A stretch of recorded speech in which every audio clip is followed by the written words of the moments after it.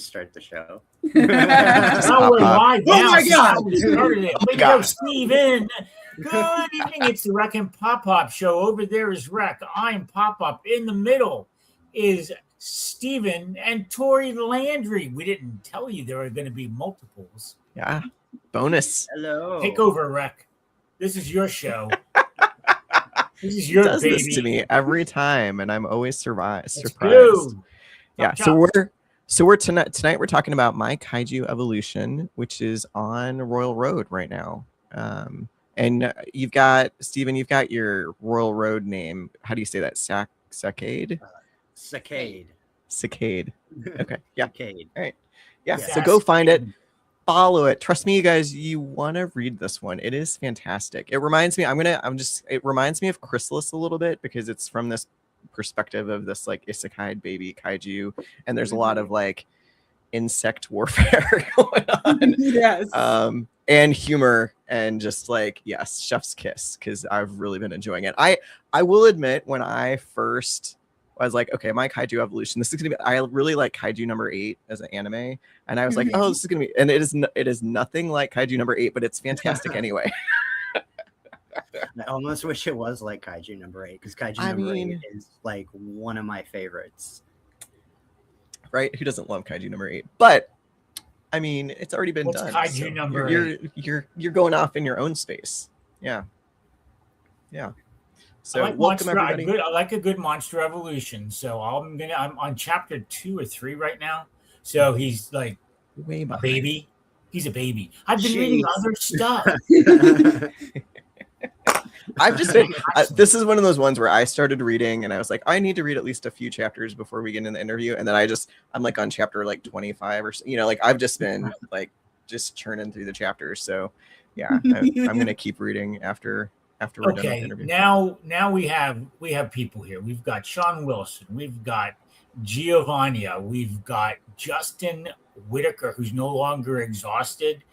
And we've got Corey's here doing, future. He's doing research for a few weeks from now, and Sean's doing research for Thursday.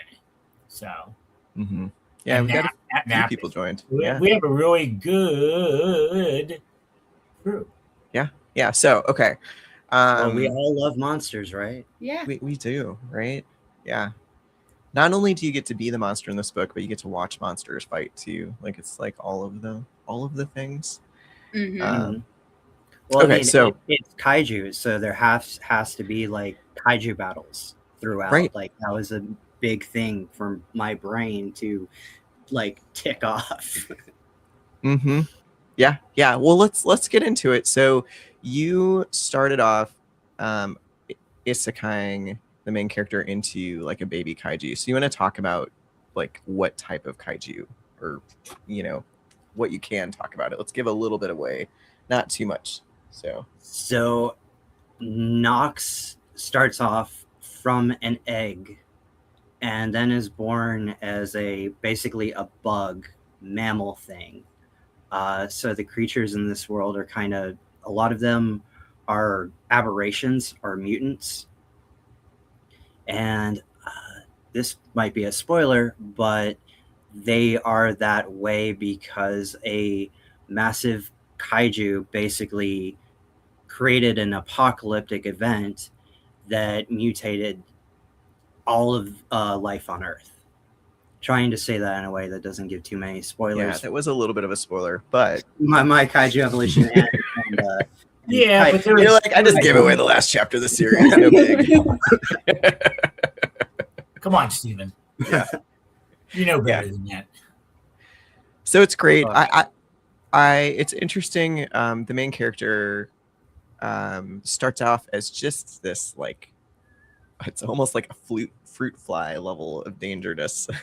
I actually imagined them as like a bed bug or like a flea. Yeah. Because I was trying to think of what would be the worst thing possible to be reincarnated as. And there was nothing worse. That really came to mind. Yeah. I mean, just pathetic. And so let's talk about that, because I would say that, and this is not a knock on the series, but the progression's kind of slow. It's not like snap your fingers and you have giant kaiju.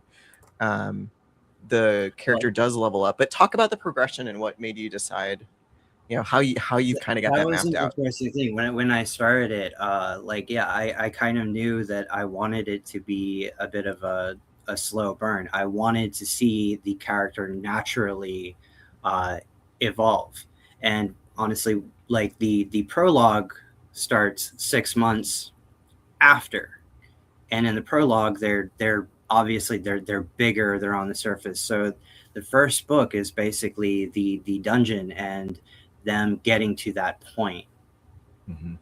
Yeah. And we watch a ton of documentaries. Hey, BJ. Yeah. I was gonna ask how much research, because so in a former life I was actually a forest entomologist. And oh my good God, Reck. I know. Right? Yes, so like entomology stuff, I'm like, holy shit, you guys know about like the fungus that takes over ants and like all like all this. I'm like, you guys, Stephen, you've done a great job with the insects from somebody who used to study insects. Yeah. So that's kind of my fault. I am a huge documentary nerd. I consume everything, and it doesn't matter what it is, from ancient aliens to dinosaurs. Like, honestly, and I just bugs. I do a lot of bugs. Okay. Yeah. And do you have now like it's a all pinned bug mixed up collection? in here? So you're like, quick, Tori, give me another bug. Out here. Yeah. So is it more like that? Like, Stephen, are you pulling from having to co-watch these documentaries, or are you pulling from Tori just being like, hey, give me a new, variation on a centipede? Honestly, a lot of both. Yeah. Mm-hmm. Yeah. Right. Like he'll ask me, he's like, give me this random fact about this random animal that I don't know about. And I'm like, okay. And it's just word vomit. That's amazing. That is so much better than AI. It's the ADHD hack. Yeah. Tory eye. It's Tory eye. Yeah, I love it. Yeah. Okay, so what's your favorite monster you've put in here so far? I want both of you to answer this. Oh. I have mine. Rupert. The crab kaiju. Yeah. He's good. But Bubblegum is my favorite. You guys got to give because our listeners maybe haven't read the book yet, so you got to give a little bit more of why.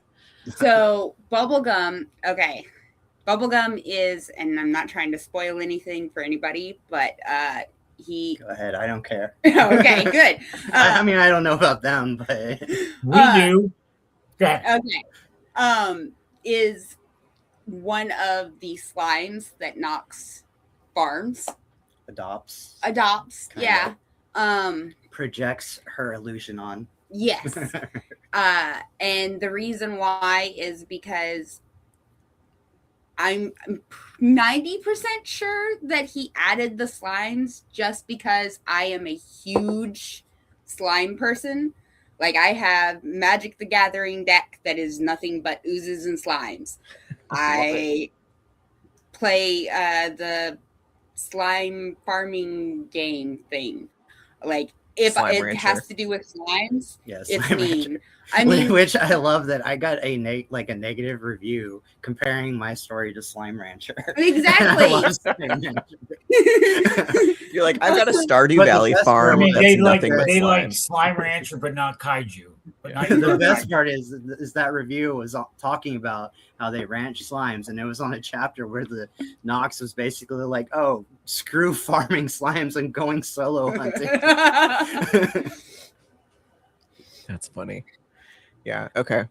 All right. I love Bubblegum too. The whole slime arc is fantastic, and we're in the pre-talk. I was saying that like my favorite quote, so like thus far in the story, was from the slime, where there's this moment where the main character goes, "My poor little slimes are traumatized, and I was too broke to give them therapy.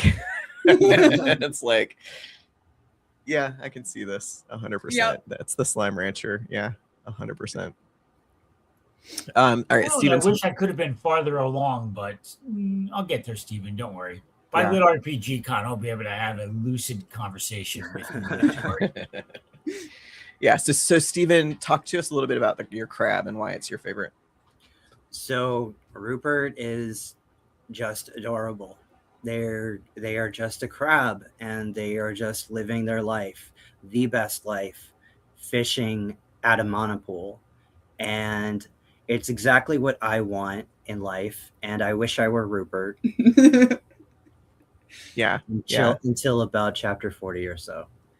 Any nod to like Haylock there with heretical fishing and the Sergeant Snipes? I felt like there was some Easter eggs in there for LitRPG readers here and there. Yes. There are a ton. Yeah. Am I allowed to hijack something for just a minute because someone came in? Absolutely. I've been waiting for you to interrupt. I always interject. Yeah. I would like to thank Aaron Author for my lighting. A while ago, he said, you need to get better lighting, and he sent me better lighting. So, just so you know, PopPop's lighting is from a gift by harem-lit.com and litrpgtools.com. Thank you both. I mean, thank you, Aaron. I'm just going to say this. If I'm going to trust a place in LitRPG to give somebody lighting, it's going to be the Harem folks. Very true. Okay. But, Speaking of which, if you haven't listened to Vampire Sorcerer, that's actually the book I'm probably best known for. Yeah. Well, thank you for putting PopPop in much more better lighting. Yeah, much better lighting. Yeah. There you go. Yes, you look good. Yes. Mm-hmm. Howdy, Chris. Good to see you. Everyone's here tonight. Stephen, you have pull. Mr. Bernard is here now. Yeah, love it. Panda Cakes. Yep, Panda Cakes is here. You could actually probably blame Bernard Panda Cakes for the slimes, to be honest. Mm-hmm. You got to tell us more. Yeah, you can't just leave that. We play a lot of D&D together, and like he's always talking about slimes, and between him and Tori, like it's just fused in there. So we'll know it's a Stephen Landry story by the slime content. Slimes, mechs, and kaiju. That is his signature. Yeah. So when you're looking at the entire story you want to tell about Nox, how long is this going to go? How many chapters are we going to extend out to? No, I mean, you're on Royal Road at this point, so I'm not even talking about books. Go with chapters. How long are we going to go? Probably at least 300, I'd say. 300 chapters. So anywhere from 3 to 5 books? I honestly have no idea. One very large book. No, not at chapters. Dude, all the publishing companies would say, "Oh no one's printing that sucker. Nothing but an ebook." I don't know. I've got that Bio Dungeon Omnibus that looks like an LSAT. Well, yeah, that's pretty long. Yeah, that's pretty long.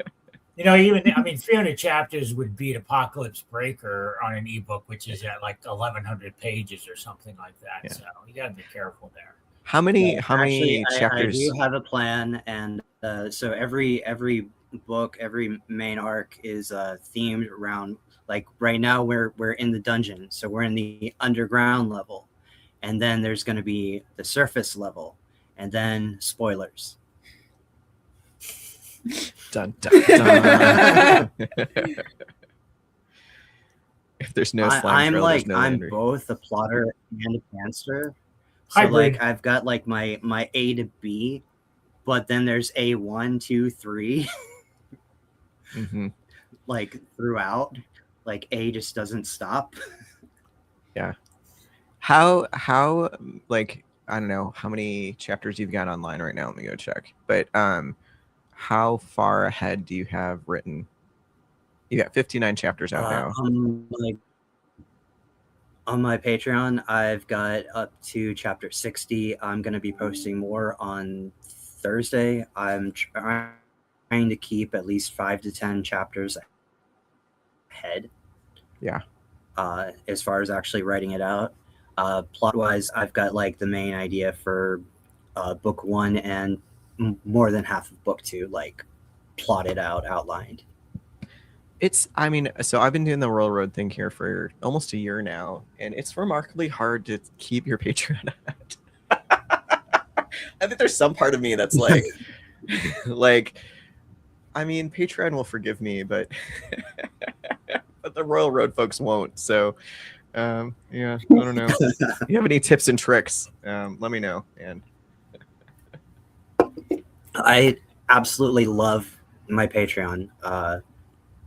Like, I've had my Patreon since like 2020. And at any given time, I'll have like 100 to 200 people like subscribed that's cool. off and on. And for, well, okay, about to get really sad here. 2 years ago, my dog passed, and I went through a huge depression. And I was working on a book called Dungeon Valkyrie that was about a tamer, and I had to stop. I couldn't emotionally, I couldn't physically do it. And so I started just writing this kind of every week. I was going to do like a one shot, and it was called Monster Monday. It was Monster Monday and Werewolf Wednesday. Mm-hmm. And Monster Monday was a monster of the week with a foundation called Hinder that go and they hunt monsters, and that's now 140 something chapters on my Patreon. Hey, You constantly post. You're one of you, Actus, and Macronomicon are amongst the most prolific Patreon posters. Yeah. Discord posters. And Wednesday, I have Werewolf Wednesday, which is about a werewolf shifter, a sharpshooter who's actually somebody that was a character that is from my Stardiver. It's a spinoff of my Stardivers universe. And they're a sharpshooter, soldier, scout type from my Stardivers universe, and a 2 foot tall mutant rat named Knocklaw that I started at the same time, which was like 2.5 years ago. Mm-hmm. And like I kind of went all in on Patreon for a good minute there. That one's up to about 180 chapters, and it basically follows them as they're lost in the backrooms, but like a super sci-fi version of the backrooms. So are those just gonna stay there? Are you ever going to pull them off of Patreon for the generals? Gen Pub? Steven's like, no, I was Patreon or nothing. thinking of putting I was thinking of putting Monster Monday on Royal Road in October, because I think it would be like really cool to do that for like Halloween and stuff. Yeah. But like right now, like I don't really see an end in sight with those. They don't take up a lot of time. They're a lot of fun to write. They're fun and interesting characters in a world that's just like constantly going. Yeah. WG Graves says sci-fi werewolves. Did I hear that right? Yes. And that's your Wednesday one, right? Yes. Yeah. Werewolf Yeah. Wednesday. Werewolf Wednesday. And Aaron author. No joke. Like I've thought about giving these two like things like proper names. but it's like nothing has ever stuck. Yeah. Yeah. No, I think you just, if you ever put it out and publish it, Werewolf Wednesdays, just leave it. Call it that. Yeah. That's what it's It'll have to known be as, published because on a if Wednesday. you change the name, you have to rebuild the brand. Mm-hmm. But at this point, Yeah. it's already established. Yeah. So Aaron Author wants to know why no Amazon publishing? Is it just, at some point maybe it's not a hard no? Yeah, it's not a hard no. I've got over 14 books published on Amazon. Yeah. Mm-hmm. And I simply am more happy with my Patreon. Yeah. I mean, there are a lot of different paths to like monetary success in our genre, and I think, from a Patreon perspective, if you can get that, I do at some point. Yeah. I have talked to Podium and we want to do audiobooks. Mm-hmm. Whenever I do come to a conclusion, basically. So like 20 years from now. Who knows? You're like, I'm writing The Wandering Inn one Wednesday at a time.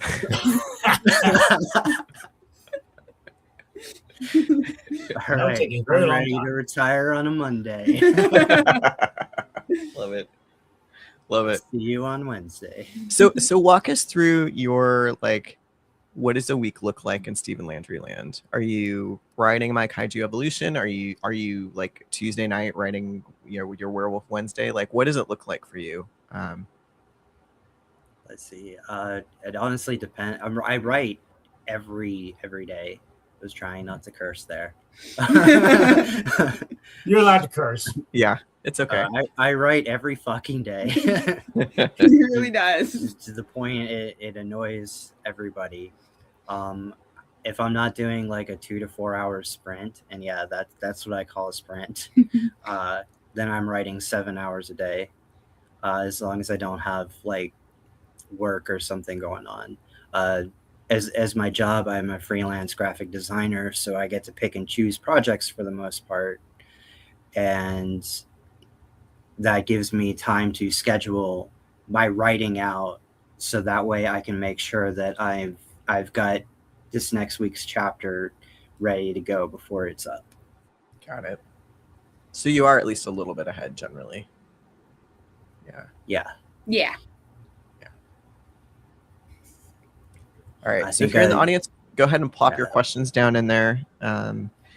What do you get accomplished in a 2 to 4 hour sprint? Is that like a chapter? Is that 2 chapters? Is that 3 paragraphs? A 2 to 4 hour sprint, usually that's about 1,000 to 2,000 words. Okay. Yeah. So you're not like dictating 10,000 words in 2 hours. It's I wish more I could reasonable. dictate. I know. Oh my god. I'm typing it out, but I'm saying it aloud. Yeah. Wishing I could dictate. But I know. I've tried it too, and it's just like stuck typing. Yeah. We tried, me and Alex, we tried that with Vampire Sorcerer, and the doing the grammar and everything was the grammar pass on that was so hard. Mm-hmm. Editing that was so hard. Yeah. I mean, was that a long time ago, or is that more recent? Because it seems like dictation's gotten better with the grammar side of things, but still, yeah, there's a lot more on the editing side. Lots of questions coming up. Yeah. Vampire Sorcerer is the harem series that I wrote. That's three and a half books, and I say half because one of them is a novella, and it is currently it's on Scribble Hub under Reincarnated with My Vampire System, but it's also on an Audible and Spotify and all that through Podium. Yeah. That's the other reason I can't dictate. Fair. Yeah. So Aaron Author wants you to write more harem. So he's going to push you on that. Woodsy, what is your biggest inspiration when it comes to writing? I watch a ton of anime. So much. So much. So what's your top 3 anime right now? Oh, right now, like Mhm. modern anime or just like in general? That you're watching right now, or have you watched in the last year?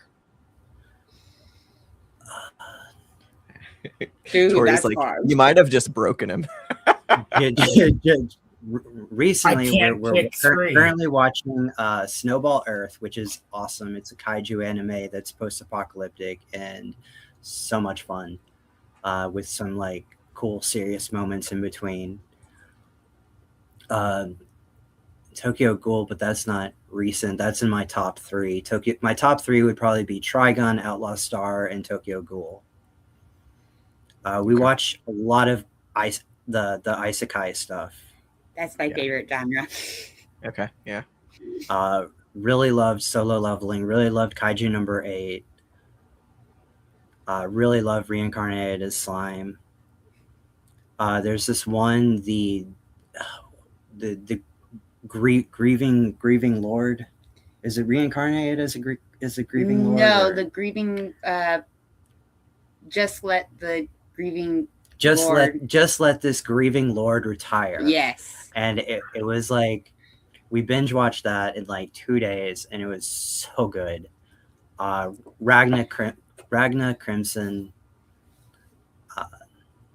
and we're watching another one right now that's my overpowered death skill. It's my death instant death my instant skill death skill is overpowered. Overpowered. So the titles are ridiculous. I mean, it's anime, right? Yeah. Yes. It's part of the Royal Road titles being ridiculous, you know. Oh, It's the same. But before it was My Kaiju Evolution, on April 1st, I posted the first chapter on my Patreon, and I called it, what was it? Oh, fuck, I've been reincarnated as a bug. Am I the weakest? Good thing I can evolve into the strongest kaiju. That's a very long title. Yeah. It was a homage to all the long anime titles. I love it. I love it. And a lot of per Aaron's comment, I would love to get back into writing harem again. Yeah. Don't let Aaron know that. I mean, You'll it's never too hear late. the end of it. You know where to find me. Yeah. Are you guys able or not able to make it to LitRPG Con this year? Unfortunately, no. I There was have a question. some, There was a question. Yeah. I have some family business to take care of at the same time and won't be able to make it this year. I will be sending some goodies, some stickers and some books, and possibly some cardboard cutouts of our beautiful faces. Yes.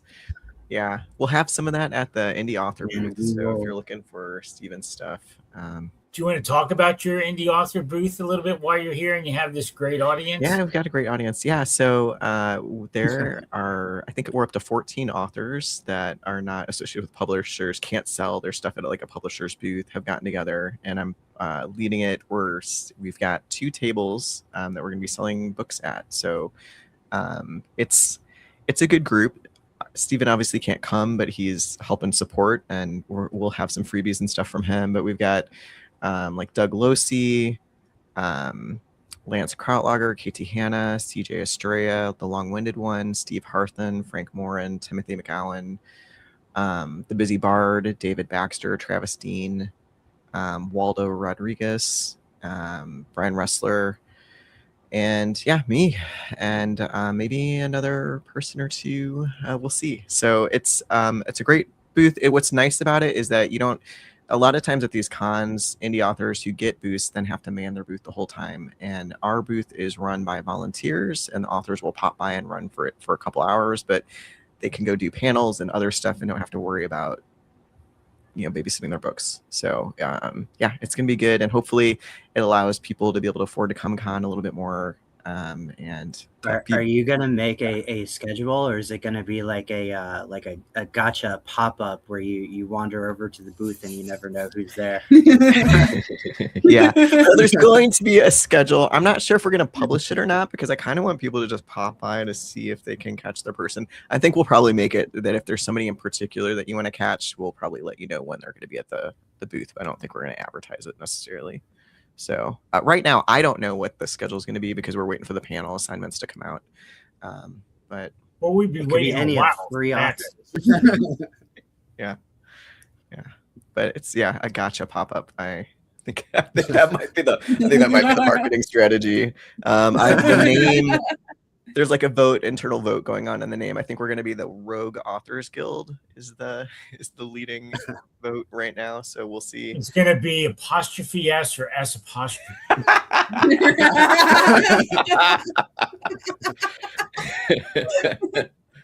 I'm just asking for a friend. Mm-hmm. Yeah, I plead the fifth. It's yeah. I know Rag is not maybe the best. I didn't vote for it, so I think Rag is great. You can do so much with Rag. Come on, let's go and Rag on Rag. Rogue author gotcha. That's right. Dun dun dun. Yeah, but I'm super excited, and really awesome guests. so I've got the authors that have like submitted the books that they're going to bring, and there are over 60 titles are being brought to be at the booth. So you guys are going to have some options and some whole series sets and stuff. So yeah, it's going to be good. Yeah, that's a very good thing to do. Mm-hmm. Yeah, it's just the fact that Aethon is going to have like things about LitRPG Con. I've heard Spotify are even going to have a booth there this year. Yeah, I've heard rumors that like Spotify and Audible and like there's going to be a ton of different booths from different vendors. I even like I think David North has his own booth. Like there's some indie authors that have their own booths and stuff. Well, David did that last year too. Mm-hmm, mm-hmm. It was a lot harder to get a booth as an indie this year because the con just blew up, right? Which is one reason why we did this, because they could have 2 tables and have like 14 authors instead of have 14 different booths for each author. And have most of them rejected because of space. Yeah, exactly. So if you've been rejected for space, let me know. We're kind of full, but we'll see. We gotcha. Yeah. See, yeah. So the catchphrase too. Yeah. We've got you. That's we just need to work that into our little graphic of like, we've got you. Rag. Yeah. But yeah, so if you're coming, definitely, and plan to buy books, definitely plan to do the buy a bunch and ship it method if you're flying. There's a FedEx location right at the hotel. Yeah. So do not. I learned my lesson. Sean saw me carrying the bookcase or the book bag around all throughout. Yeah. So he created that the isekai after the fire, and he made pop up carrying his bookcase. That ain't happening this year. So Brandon's got a comment of, I thought indies were a big portion of LitRPG Con, and they absolutely are. But we've got a lot of people published through Aethon and Legion and Shadow Alley and Mountain Dale and stuff. So this table is meant for the people that are doing it on their own and kind of in that self-published route, because it's not like Legion's going to carry your book if you're not getting published through Legion, right? There's a ton of just indie authors that show up on panels, like they're all over the place. Not everybody wants to sell books because it is a lot of hassle. And we've actually got a few of the indie authors that have signed up have like come to me and they're like, this is the first time I've ever sold my book at an event and I don't know how to do it. And one of the reasons this is working is because, I've got like a point of sale system set up that we're going to funnel sales through instead of having 14 different Square readers. And I'm handling I'm handling the tax calculation with that and all the rest of it. So it's making it a little bit easier for everybody. Yeah.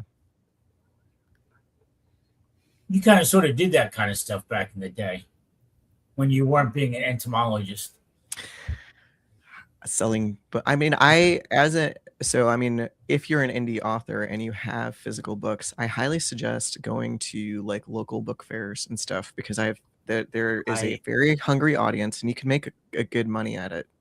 I was just about to say, like I'm based in Nashville, and we have over a dozen locally owned bookshops, and nearly every one of them you could go to and request my books, and I love going to them. I love the owners, the Spine, the Raven Lounge, one in Nashville that I can't pronounce, Parnassus. Like they're awesome people, and they started carrying LitRPG, which is awesome.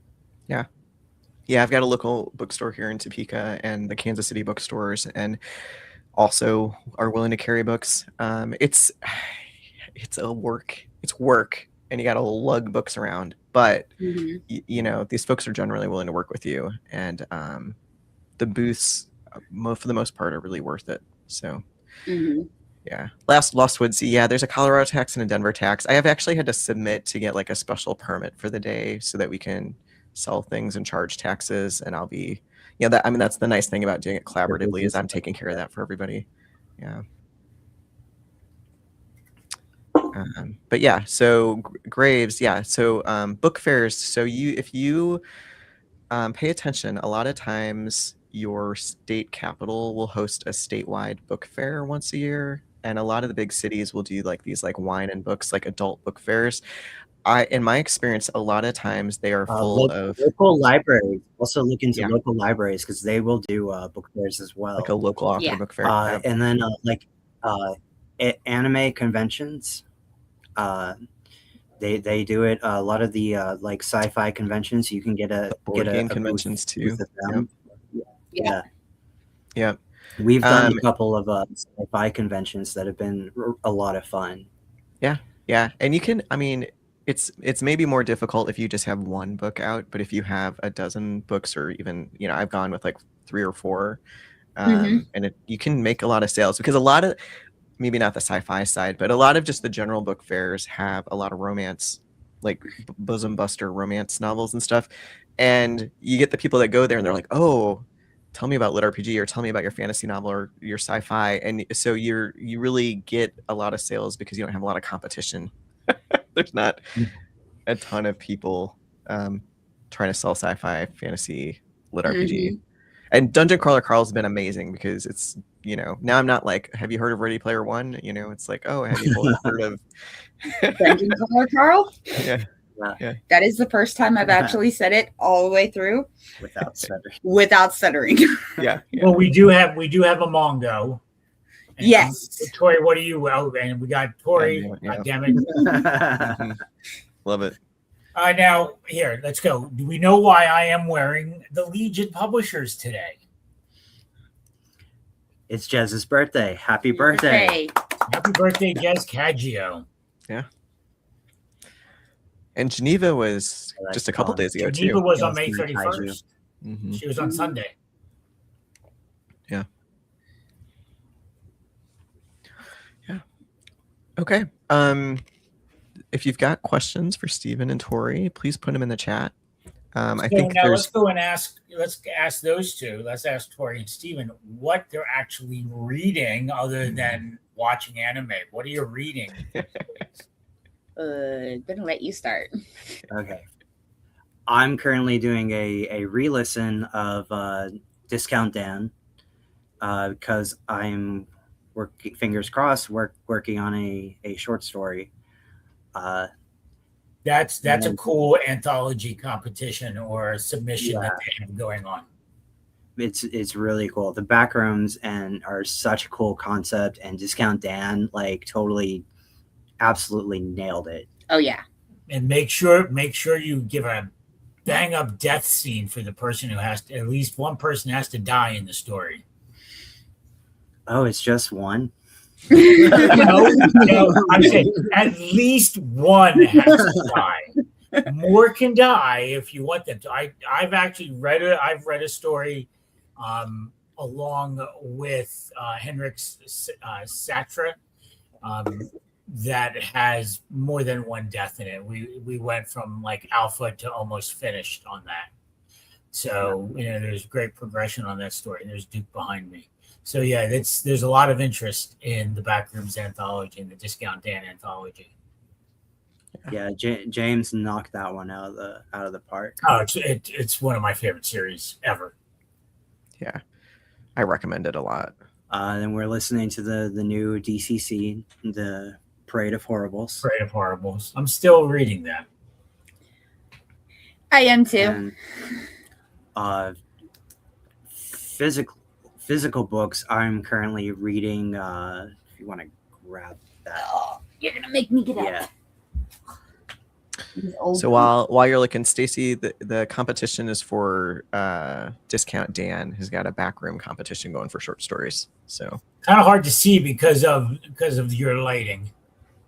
It's called it's a splatterpunk fantasy novel called The Sorcerer's Corpse. That's got really like Souls-like vibes to it. That's another big thing. Is like I'm a huge like fan of Souls-like games. Elden Ring, Dark Souls, Lords of the Fallen. I include Monster Hunter in that list too. I've got over like 600 hours in Monster Hunter. Actually, probably over 1,000 if you count Rise, Wilds, and World. And then over 1,000 in Fallout and 1,000 in Skyrim and Yeah. we need a whole nother podcast for favorite games. I haven't played a game since March of 2025. Have you ever played a game, Pop? I have played games. I could talk games way back when and still. But I haven't played. I've been reading. Pop's like, there was this amazing game called Pong. I remember Pong. I played Pong on a big old TV that weighed 300 pounds. Cool, look, it's green. Justin wants you to become a Twitch streamer, Pop. Yo, Just okay. sitting there playing Pong. I'd watch I it. can do Twitch. Mm-hmm. My son-in-law sits and watches Twitch. I'm like, what the hell are you doing? Actually, like one of the things that inspired My Kaiju Evolution was the monsters and the world building in Souls-like games, like the Bone Field. Like that's very much inspired by Souls-like, just Nox's appearance in general. Because I would play those games and I'd be like, how come none of the monsters ever really have like these deep backstories? I want to give one. Mm-hmm. Mm-hmm. I want to make one. The bone pile. So I mean, I'm getting to the part where it becomes more of a thing. Like the bones are rattling and stuff. And yeah, that's a fun. I don't know. You guys need to read this story so I could talk to you about it at LitRPG Con. I'm just saying. No spoilers. Mm-hmm. Mm-hmm. It's a like there's part you described it as like I called it a cozy grimdark. Yeah, cozy grimdark. Because there are parts of it that just feel like slice of life, cozy. Like we got a cool thing Slime going Rancher. On. Yeah, and then it just gets so ugly so fast. It really does. Yeah. I mean, literally, there's one chapter where I had to... Spoilers. No spoilers. No spoilers. I had to literally switch what I was reading because the night after I read it, I had nightmares. And I was like, we're going to stop here for a little bit. And I'm going to go to this and then come back to this. And then there's one chapter that made me really, really hungry for a meal.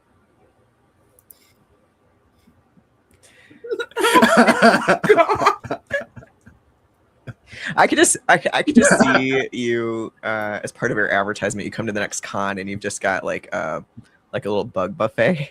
I would make that happen. Yes, yeah. That's a good marketing scheme. So, yeah. funny thing. You know, you can buy these like lollipops that have Oh, yeah. like scorpions. As an and stuff. former entomologist, I am very familiar with that. they don't taste half bad. Yeah. Bugs? You just got to get over the crunch, right? Yeah. Very much so. Every book comes with a crunch. Every book comes with the crunch. That's got to be like, you know, your Kickstarter special edition. You know, That's it. Yeah, like a you little packet you of. have like some sort of locust or other bug attached to each volume. I mean, that's a lot of state regs you'd have to go through, but who cares? Do it anyway. Stacy says you're gonna have to put every book in the freezer. It's protein. What the hell? True ad ego, W.G. Graves. It's truly crunchy. Yeah. You're like, this is crunchy LitRPG. Here's your Nox Pop. Brandon wants to know how long until we get Nox stuffies. I will be making the prototype for that, and we'll be there. Dun, dun, dun. I have plans. I can't talk too much about that, but I have looked into it, and it's really cool how the plushies and stuff are being done now. So it honestly, like, yeah, if the book gets big enough, and gets a fan base, and I can get like at least 100 people to buy plushies, then it could happen this time next year. Yep. I may talk to you guys about that because I have had quite a few requests for slug plushies. So Mm-hmm. Mhm. Are they going to be like this big, right? Yeah, at least Actually, I want to talk to you about that too, because I totally want like a slug cameo. Oh yeah. Yes. If not somewhere near the mana pool, like the next book. Sound yes. 100%. I greenlight that. Just has to have spangs. So yeah.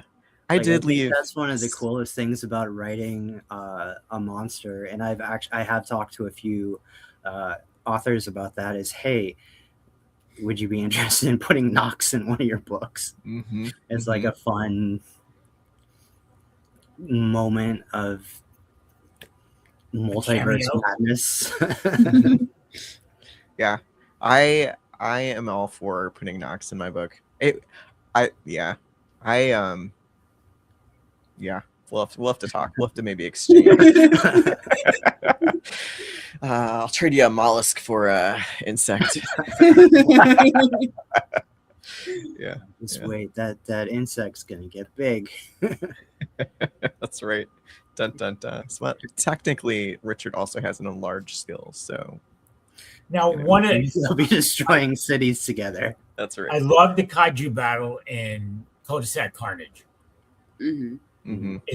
Are we going to have battles at that level, and the level of Ultraman from the 60s?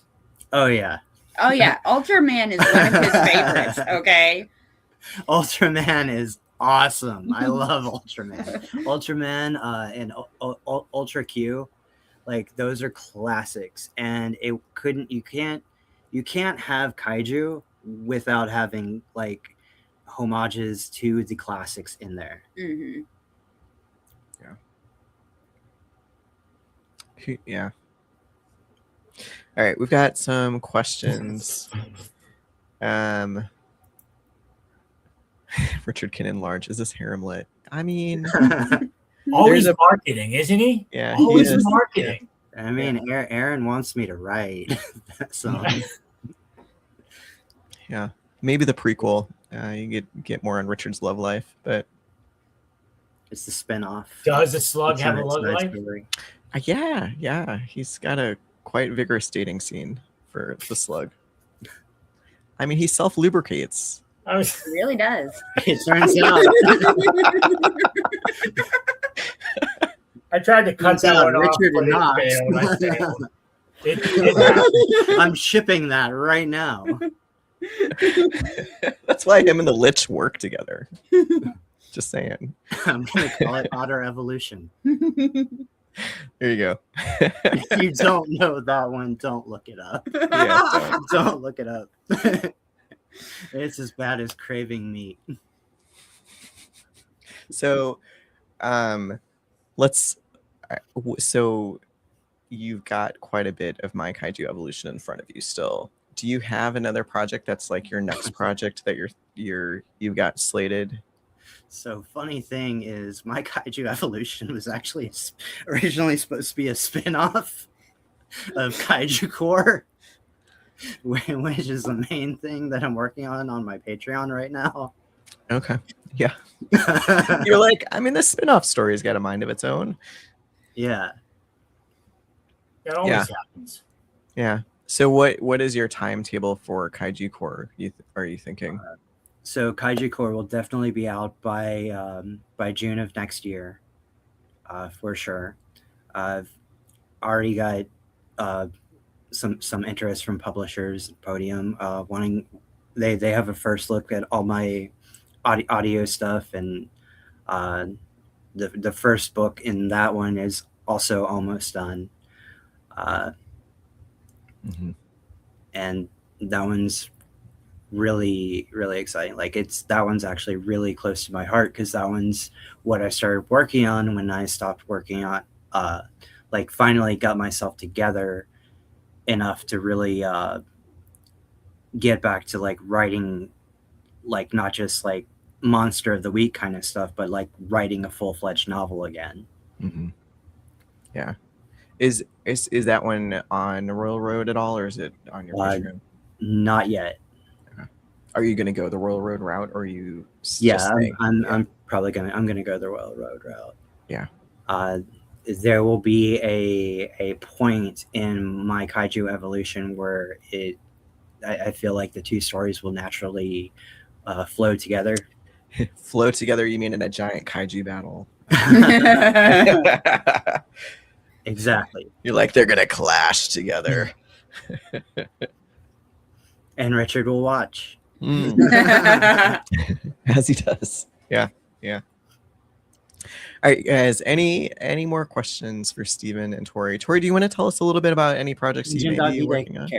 Oh my god! Give him the pitch. Okay. Yeah. Pitch us. I am currently working on a cultivation LitRPG. I'm calling Dungeon Doggy Daycare. I work as a camp counselor for Camp Bow Wow. It's a doggy daycare.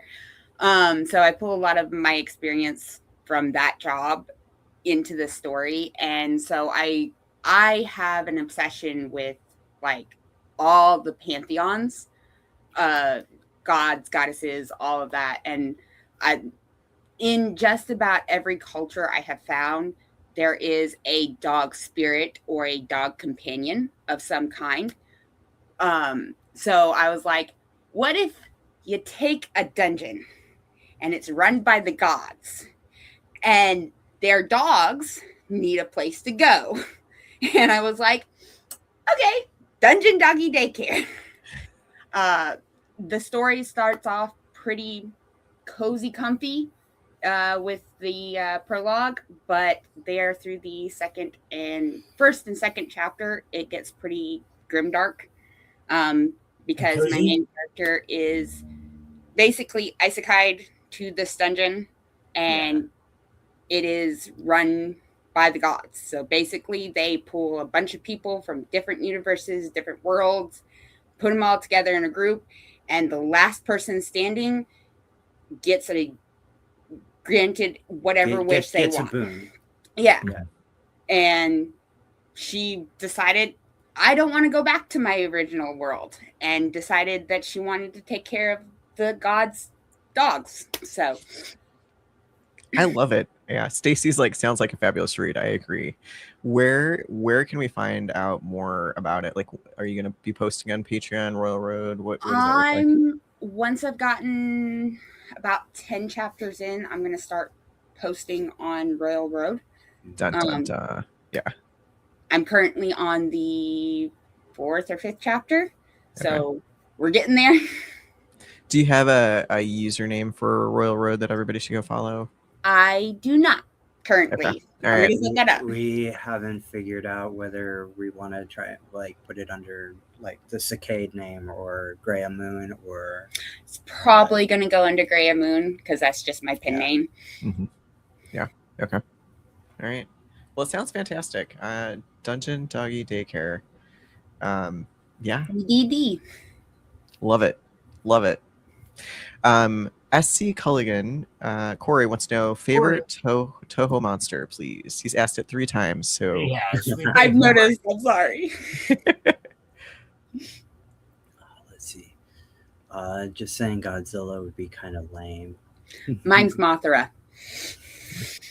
I can't say Mothra now. No, you can't.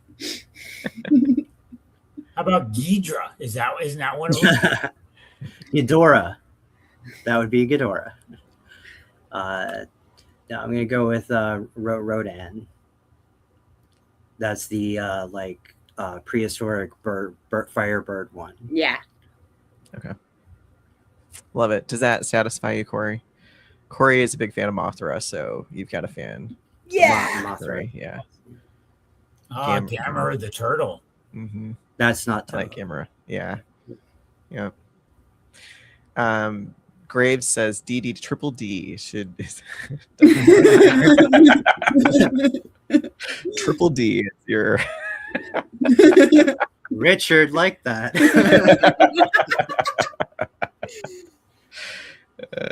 yeah, Corey says he's satisfied. Love it. Richard like that too. yeah.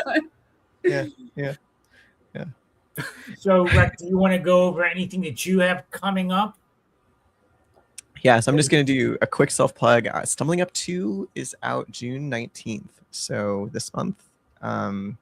It is good. It's better than book 1. I mean, you always hope that every book you write after, your next book's better, but yeah, I'm excited to get it in everybody's hands. The digital pre-order is up on Amazon, and the audio will be like following a couple days because, the Amazon gods just take a little bit of time with audio sometimes. Do I get one of those arcs so I can have 2 arcs up on my shelf? Since you sent me one of them.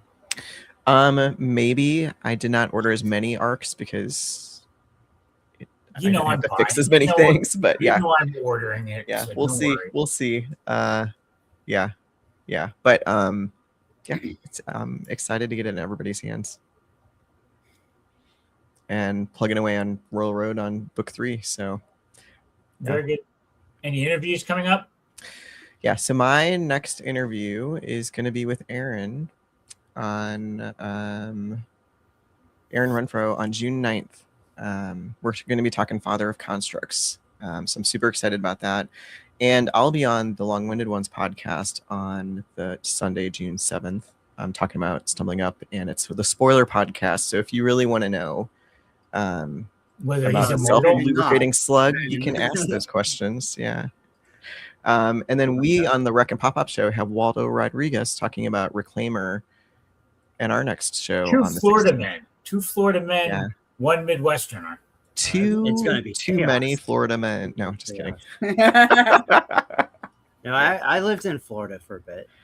I think Floridians are just taking over. I hunted shark teeth. I mean, you're talking to a Louisiana Cajun girl, so. Yeah. There you go. There you go. So on Thursday, someone was in the audience. I'm not sure if he's still here. Sean Wilson and Pop-Pop sit down. This is going to be my first live interview with Sean. I interviewed him back in September when I did recorded interviews. On the 11th, Raven's Dagger. Yeah, that's a solid lineup, Pop-Pop. And then on the 18th, Sean Oswald. Dang. You're on fire. Followed by Plum Parrot.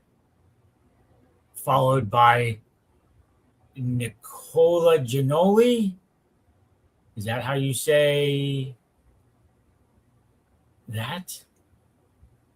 Let us know in the comments. Give him some hate. Let us know.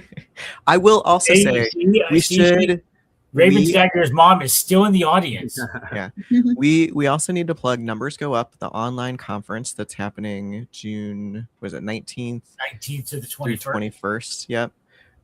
Both PopPop and I are moderators for a slew of panels, and it's like if you can't make it to LitRPG Con, come to Numbers Go Up and you get your like LitRPG fix. A lot of Royal Road authors. There's a bunch of like online Discord servers that are sponsoring it. If you want to invite, DM PopPopper and I, and we can send you an invite to the Discord server that's all going to be hosted on. So Numbers Go Up. I've posted about it on a couple places, so just ask and we'll get you that information. Yeah. Stephen had to unfortunately turn down the invite to be on there for a very good reason. Very good reason. Yeah. Next year, Stephen, I'm going to get you at all of the cons. This year, He's just going to keep everything clear for next year. That's right. Yeah. My schedule is almost never clear. It's tough. Corey, I will totally post it in my Discord. So yeah. While I'm here, I also want to shout out my editor, Eloquence. She does amazing work. I want to shout out Grayson Sinclair. He does amazing work as well. And I want to shout out the artist Marinita, who I'm about to start working with on doing a bunch of rebranding for my covers and stuff like that. Cool. She worked on Don't Combust by J.J. Thorne, which is an awesome webtoon. Yeah. Thanks for that. Got to give love to the artists. Mm-hmm. Yeah. Yeah. If you can DM us the names, we'll post it in our Discord so people can, follow the artists and stuff too. Okay. Cool. All right, everybody, we have hit the hour, which God forbid. I know, right? I'm such a rule follower, PopPop. You are. I know. It looks like we're fading to black before the Richard and Knox thing becomes official. That's right. Dun dun dun. Thanks everybody for joining tonight. We will catch you on the next podcast. Have a good one. Wait a minute. He didn't give me time to screw it up. Where's Wrestler?